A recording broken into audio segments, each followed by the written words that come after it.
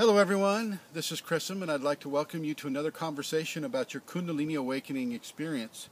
I've been asked to kind of describe what Kundalini is and how does it look and what does one have to go through to gain it, and what is the difference between it coming naturally and how can it be engendered, say, by virtue of a teacher or Shaktipat or things of that nature.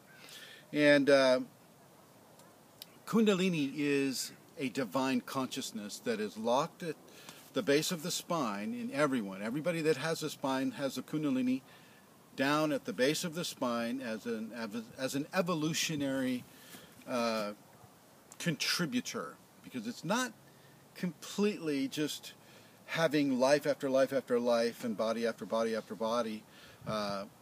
Whether or not you believe in the reincarnation that many people do. And that was in the Bible for many, many centuries before they took it out at the Council of Nicaea. Kundalini is a level of refinement that occurs on the person.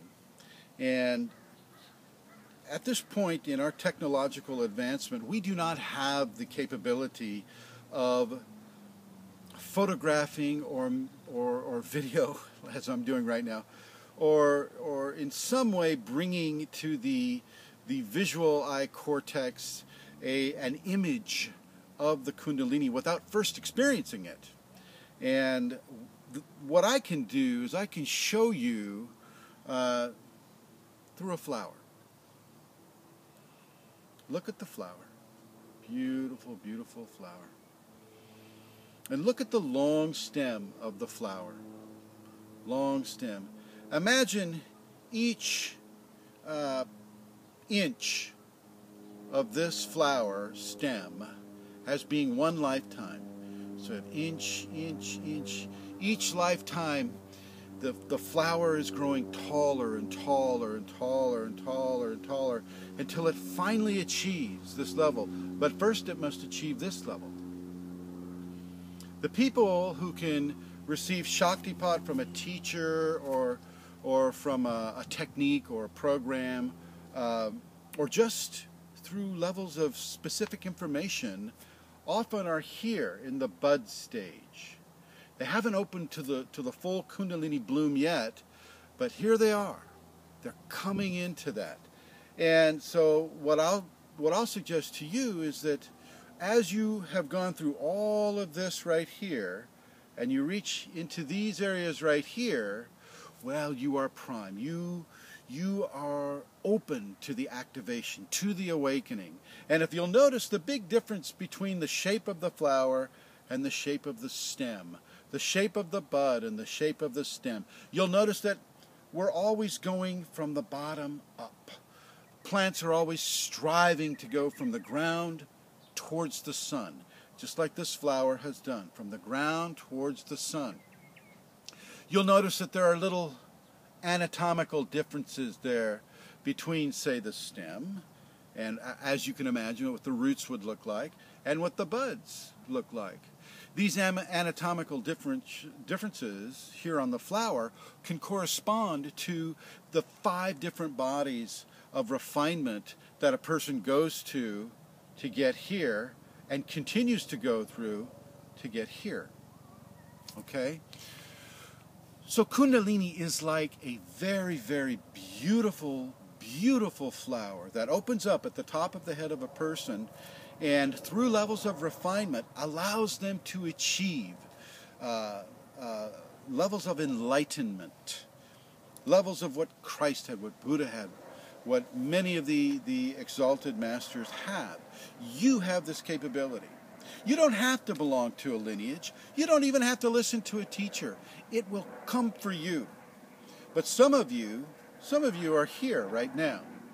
You're right now. This is directing you. This is pulling you towards an understanding that there is more for you to have, more for you to become, more for you to be in the full complement, the full array of what it is to be a whole human being, a complete human being in regards to a spiritual evolutionary context. Some of you are here already. Okay? And when you're here already inside the Western societies, it can be very difficult because we don't necessarily recognize this type of an evolutionary process. Our evolutionary process is, partly addicted to the Darwinian theories that, okay, well, as nature sees a need for evolution to occur, therefore nature causes the evolutionary aspects within a specific body to engender a difference, and that difference being the addition of fins or feet or tail or, any of the things that they consider vestigial upon us or any of the other animals around.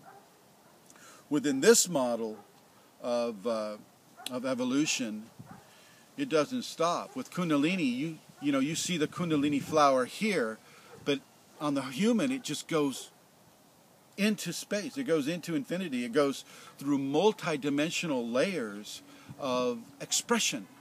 It's not finite. It's like this flower, it may seem finite. With Kundalini, it is infinite. Top of your head just extends and continues to extend. Okay?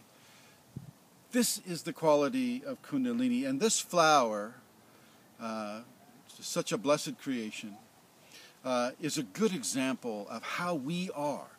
This becomes the top of your head. Okay?